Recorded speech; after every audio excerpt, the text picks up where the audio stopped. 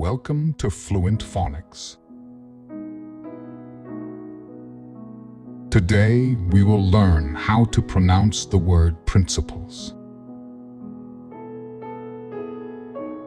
Principles.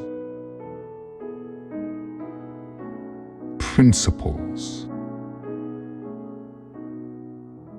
Principles.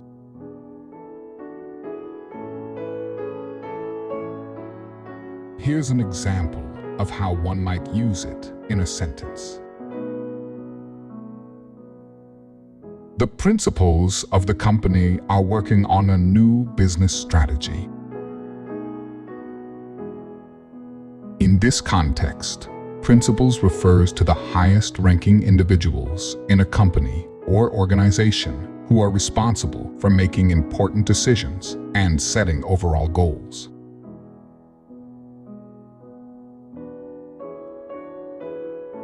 Thank you for your time.